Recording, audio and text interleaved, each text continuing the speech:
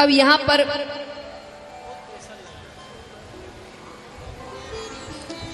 ठाकुर जी गोपियों से पहले ही घर से बाहर निकलकर जाकर खड़े हो गए। उनको लगा जब घर से बाहर आएगी तब कोई तो सामने हो ना स्वागत करने के लिए। यहां भगवान ने गलती कर दी। भगवान को खुद पर ज्यादा ही विश्वास हो गया, तो भगवान पहले ही घर से बाहर निकल गए। और क्योंकि भगवान पहले घर से बाहर निकल गए, तो यहां गोपियों ने घर के अंदर ही एक योजना बना ली। जैसे ही गोपियां घर से बाहर गई, भगवान खड़े हैं, मुस्कुरा रहे हैं। भगवान कहते कैसी रही? गोपियां कहती है, कन्हैया तू बड़ा होशियार है, हम तो हार गए तेरे सामने। लेकिन पता है कल प्रभावती ताई कुछ कह रही थी। प्रभावती ताई कौन थी? हर मोहल्ले में या हर परिवार में एक ना एक ऐसे अंकल आंटी होते हैं जिनसे बच्चे बहुत डरते हैं। उन्हीं के नाम से बच्चों को खाना खिलाया जाता है, दूध पिलाया जाता है। तो ब्रज में थी प्रभावती ताई, उनसे बच्चे बहुत डरते। यानी डरते माने बच्चों ने भले ही कोई गलती नहीं की है, अगर एक रास्ते से बच्चे जा रहे हैं और सामने से प्रभावती ताई आ रही है तो वो अपना रास्ता बदल लेंगे, पर उसके सामने नहीं जाएंगे। तो यहां गोपियां कहती है कि कल प्रभावती ताई कुछ कह रही थी। भगवान कहते क्या कह रही थी? बोले कह रही थी, कन्हैया मेरे घर चोरी करने नहीं आता, तुम लोगों ने छूट दे रखी है उसको ज्यादा, मुझसे तो डरता है। भगवान कहते हैं मैं डरता हूं? भगवान कहते कल दोपहर को प्रभावती ताई के घर के पीछे आना, उनके घर का माखन खिलाऊंगा तुम्हें। ठीक है। अब गोपियां दौड़ी दौड़ी प्रभावती ताई के पास गई। गोपियां कहती है, ताई संभल के रहना, कल दोपहर में कन्हैया आएगा माखन चुराने, उसने खुद ने कहा है। ताई भी संभल गई। अब भगवान यहां जाते हैं अपने मित्रों के साथ। मधुमंगल, मुदमंगल, श्रीदामा सबके साथ भगवान जाते हैं। जाकर देखते हैं ताई के घर का दरवाजा खुला है। ठीक है, उनको लगा आस पड़ोस में गई होगी, पहले दरवाजे खुले रहे, इतना फर्क नहीं पड़ता था, सब दरवाजे खुले ही रहते थे। तो भगवान घर के अंदर चले गए। माखन के कमरे में जाते हैं तो माखन छीके पर रखा है। छीका यानी टंगा कर रखते, लटका कर ऊपर, तो छीके पर रखा है। अब ताई ने जानबूझकर जो सबसे ऊपर वाली मटकी है पहले वही उतारेंगे, तो उसमें माखन बहुत नीचे रखा है। उसके लिए यानी हाथ ज्यादा अंदर डालना पड़ेगा, जितना हाथ अंदर जाएगा उतनी देर लगेगी हाथ बाहर निकालने में। तो भगवान कहते कि चलो अपने अपनी जगह पर हो। तो नीचे श्रीदामा, फिर मुदमंगल, फिर मधुमंगल, सबसे ऊपर भगवान मटकी पकड़ते हैं। पीछे से ताई सब कुछ देख रही है, पर उनको सही समय चाहिए, क्योंकि उनको सिर्फ कन्हैया से मतलब है और किसी को नहीं पकड़ना।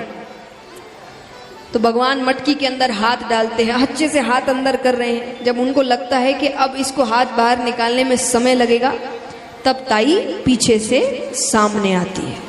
सामने आते ही नीचे से श्रीदामा दौड़ता है, मुदमंगल दौड़ता है, मधुमंगल दौड़ता है। जब तक भगवान हाथ बाहर निकाले तब तक नीचे से सब गायब। तो भगवान लटके रह गए। ताई कहती आज पकड़ में आया है। बड़ी इसकी माता कहती थी मेरा बेटा चोर नहीं है, चोर नहीं है, आज मैंने रंगे हाथों पकड़ा है। भगवान कहते ताई पहले मुझे नीचे उतार, वरना मैं गिर जाऊंगा, गिर गया तो मर जाऊंगा, और मर गया तो रोती रहना। ताई गोद में लेकर नीचे उतारती है, हाथ को कसकर पकड़ती है और लेकर आ रही है यशोदा मैया के घर की तरफ। भगवान कहते ताई मुझे छोड़ दे।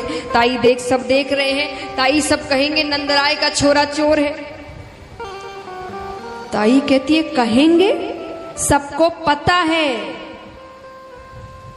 तेरी माता के अलावा पूरा ब्रज जानता है कि नंदराय का छोरा चोर है।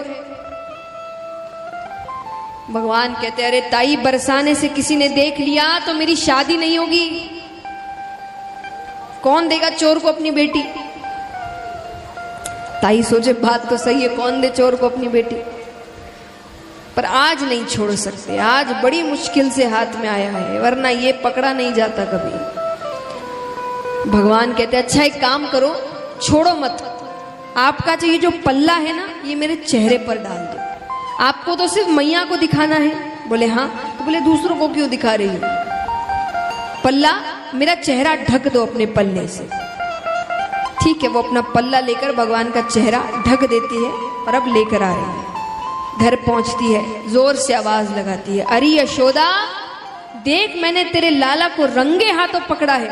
बड़ा कहती थी मेरा बेटा चोर नहीं है, मेरे घर चोरी कर रहा था। यशोदा मैया बाहर आती है, अरे ताई क्या कह रही हो? मेरा बेटा तो अंदर सो रहा है। ताई को लगा कि घर पर बोल के गया होगा कमरे में कि सोने जा रहा हूं, और खिड़की से बाहर निकल गया होगा। ताई कहती है तो बुलाओ, कहां सो रहा है, बुलाओ उसे। यशोदा मैया ने आवाज लगाई, कन्हैया। थोड़ी देर बाद सामने कमरे से निकलकर भगवान आ रहे हैं, आंखें मसलते हुए, जैसे कितनी गहरी नींद से उठा दिया। भगवान कहते हाँ मैया। यशोदा मैया कहती है देख लिया, सो रहा था ना, जबरदस्ती उसकी नींद खराब कर दी। अब यशोदा मैया भगवान को लेकर चली गई कमरे में। प्रभावती ताई के मुख से शब्द नहीं निकल रहे, इसीलिए नहीं कि कन्हैया सामने है। अब उसको लग रहा है अगर कन्हैया सामने है तो पल्ले के अंदर कौन है। अब वो बहुत डर कर वो पल्ला थोड़ा सा उठाती है। उन्होंने जो दृश्य देखा वो देखते ही बेहोश हो गई। पल्ले के अंदर प्रभावती ताई के ससुर जी।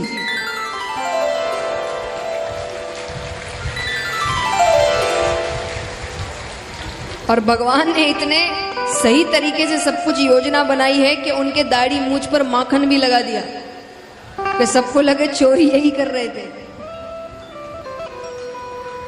तो ऐसी लीलाएं हैं भगवान की।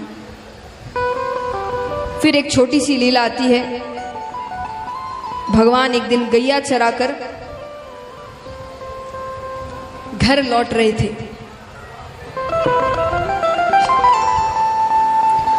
घर लौट रहे थे तो कुछ गोपियां मिलती है। गोपियां मिलती है तो भगवान ने गोपियों से कहा कि अरे गोपी, एक दो हांडी हमें भी दे दे, हमें बड़ी जोर की भूख लगी है। गोपियां कहती नहीं कन्हैया, हमें ये माखन बचा कर रखना है, हमें फिर काम में लगता है, हमें मथुरा जाना पड़ता है, दूध दही माखन बेचना पड़ता है, सब तुझे दे देंगे तो हम क्या करेंगे। भगवान कहते मैंने एक हांडी मांगी थी, अब चुपचाप एक हांडी दे दो, वरना सारे ग्वाल वालों को बुला लूंगा और सारी हांडियां ले लूंगा। बाकी गोपियां तो निकलने की कोशिश करके भाग जाती, एक गोपी रह जाती है। भगवान उसके पीछे लग जाते। भगवान कहते एक हांडी तो मुझे देनी ही पड़ेगी। भगवान यशोदा मैया के साथ, ग्वाल बाल है सबके साथ, अपने घर के आंगन में बैठे हैं। सामने मोर मोरनियां सब नृत्य कर रही है। भगवान भी नृत्य करने लगते। यशोदा मैया कहती अरे कन्हैया, तूने इतना अच्छा नाचना कहाँ से सीखा।